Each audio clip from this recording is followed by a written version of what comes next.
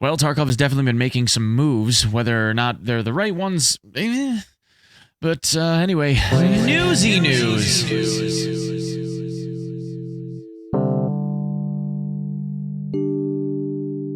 Hey everyone, Onepeg here. Today is June 20th, 2021, Father's Day in the United States. So if you celebrate Father's Day, I hope you have a good one. If you are unable to or don't celebrate Father's Day for whatever reason, and this is a rough day for you, I hope that you guys have the ability to find some joy, happiness, wherever it is that you can, possibly with friends or loved ones, or hell, even a distraction if you have the ability. About a week ago, we had a Twitch gaming interview with Nikita, right? And on the same day, he had an interview with Pestily that we covered in a couple of different videos. In that was obviously the Streets teaser that we saw with the BTR and all of that craziness. In the course of those interviews, Nikita mentioned that he wanted the ability for bosses to be able to visit other locations in the future, specifically streets. We even mentioned something like an idea where Reshala visits the police station as just a matter of example, and we thought that would probably be something cool. Then we have Tequila being mentioned in the Pestily interview. The next day, there's this photo that shows up where we see Tequila in his full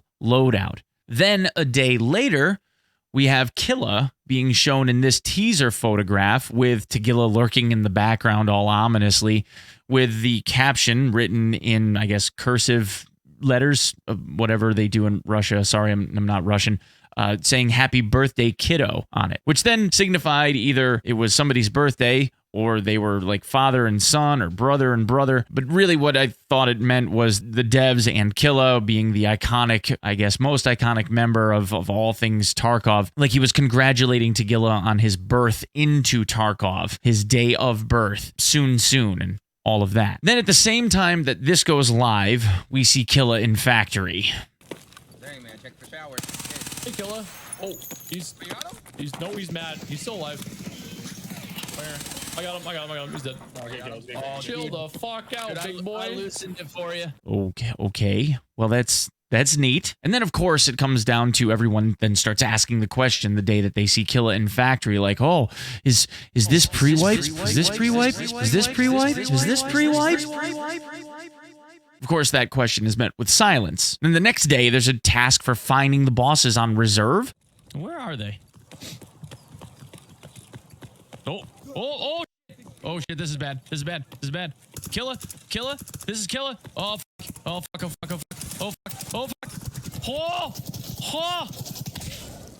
Oh my god. What the fuck? All of the bosses are suddenly on reserve with a 100% chance to spawn, which they're still there right now, by the way, which is then met by, I don't know, every hardcore gamer neckbeard in the Tarkov community saying collectively, oh my god, this is the wipe. It has to be the wipe. This is only the possibility. It has to be the wipe. There's no other reason why they would possibly do this if it wasn't for the wipe. It's gotta be the wipe. It's the wipe, I swear to God. And as if that wasn't enough, now Labs is free because this is the free weekend that we had talked about before, and Glukhar is in the lab with all of his minions. But that's not the only thing. See, because there's also this little news article that BSG put on its Twitter page kind of showing that Glukhar had been added to the lab. And that's basically how it reads, is that this laboratory that exists and Glukhar being in there, etc., etc. But, however, as always, looks for this kind of stuff can be deceiving. And there's actually a hidden message in this news article. If we mirror it and add a little bit of contrast, you can see that in the background, there's something else written. So I put out a little bit of a feeler just in a YouTube community post asking if anyone would be kind enough as to translate it.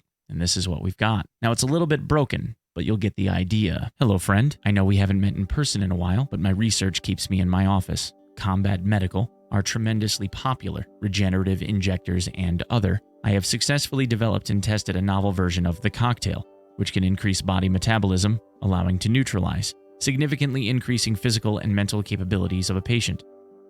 However, insignificant negative effects are present, and we better discuss them in person. The first batch of the cocktail is ready for transport. Our usual place. During operation, tanks have been found by Ops Group inside perimeter a day earlier. Among the bodies, open containers of type have been found. The enemy used tools that allowed them to open personal containers of our troops and have access to the contents. We need to change callouts in the redacted region. The already issued containers need special attention to assure safety of information held by into certain laboratory under our city, and soldiers without insignia have surrounded the district around the exposed entrance, and they are seen carrying out boxes and barrels with unknown content. According to some intel, Cadaver, International Corporation, and Modernization of Buildings, Terragroup, representatives, various enterprises all over the city of corporations was involved in plans of Tarkov. So first, what this reads like is Sanitar has developed and is now ready to ship out a batch of his Abdalbos cocktail. Hey, editor Onepeg here. I ended up realizing something as I was doing this. It actually doesn't talk about the Abdalbos cocktail. It actually talks about an improved version of what I believe is the Abdalbos cocktail that doesn't have any negative mental effects anymore. So maybe now Sanitar has refined the cocktail and it's ready to be distributed to soldiers. And I guess the plan is to do exactly that once it gets out there. The other thing that I noticed in this letter toward the end, as I was reading some variations on the translation, is that the letter also says to destroy this letter after it's read. It looks like it kind of got imprinted on the newspaper. The next part of this talks about how people are able to use tools to pry open secure containers. Now, we know that from the Raid movies that there was some secure container that was trying to get removed from Tarkov and then was intercepted. But this also alludes to the idea that people's gamma containers could start being accessible if you had the right tools to access them. Interesting. And this last section alludes to streets of Tarkov, modern buildings, and then people taking items out from underground. Now that alludes to Terragroup Labs existing underneath streets of Tarkov, which we know has an entrance to streets. Now, the shadowy soldiers without insignias alludes to not Bear and not USEC, so perhaps that unknown group of soldiers that works for Terragroup that may or may not have an armband with a scorpion on it that Nikita tells us that doesn't exist. So now the player base absolutely thinks that a wipe is happening. Is this a pre-wipe event? Is EFT dying? Is EFT officially a perfect game? EFT is now officially perfect game. So you go fuck yourself. Is the netcode perfect? The network in the game is perfect. Yes, of course, I can say that. Is 12.11 finally going to help us transcend reality and break through the fabric of time and space? Will be. Well, of course, the answer to all of these questions, including the question about whether or not this is a wipe, is no. In every podcast that Nikita has done up until this point, he has never once alluded to there being a wipe in 12.11. Not once. And I know what you guys are going to say in response to this. In fact, I'm sure a dozen of you right now are writing a comment to the effect of saying that Nikita is a troll and would obviously never tell us the whole truth. Well, let me be the first one to tell you that you can delete that comment now because he has never once joked about wipe cycles. As trollsy as he has been in the past, he has never once joked about a wipe cycle. He's a meme lord, sure. And he loves to mess with the player base, but this isn't something that Nikita has ever messed with us on. Now, someone will mention that he told us once there was a wipe before, or wasn't going to be one before, and then changed his mind. Well, yeah, that's true. He has once, and that was in December of 2020, but he still told us in advance.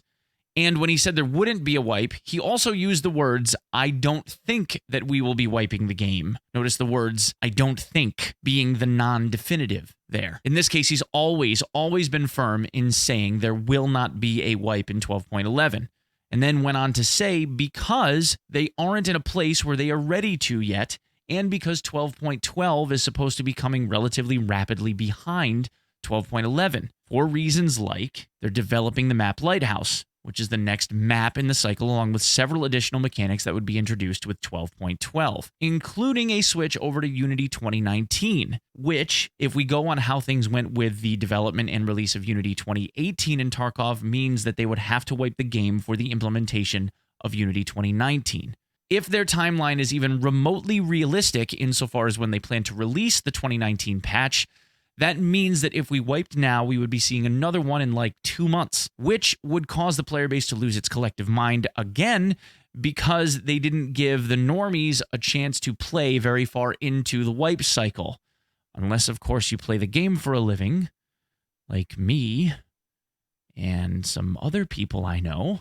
Of course, there's the argument that the game is feeling stale right now and could use a wipe, and all the things that go along with that, like scav karma mechanic being implemented in 12.11 and using a wipe and starting over would probably be more beneficial to the data that they want to get or whatever, and that there's going to be a new scav boss, and that scav boss is going to be more easily farmed because there's all these thick boy kits, and they're going to be able to like fast pace and how the mechanics work and learn the thing too fast and all this other crap. But those things are going to happen anyway. People that have more hours and time to dedicate to the game, or have historically had more time to dedicate to the game and have learned the ins and outs of the game already, are still going to have that same advantage because they didn't just like forget how to play Tarkov. There isn't a mechanical reason from a development perspective right now that warrants a full reset of the player base. Besides, if you go by the numbers, only some like 2.2% of the player base has gotten the capping container, and only 11% of the player base has gotten to level 40 or above. So in that regard, we aren't really all that super far ahead and super bored. Just the guys that have been playing it day in and day out for the last like sub 6 months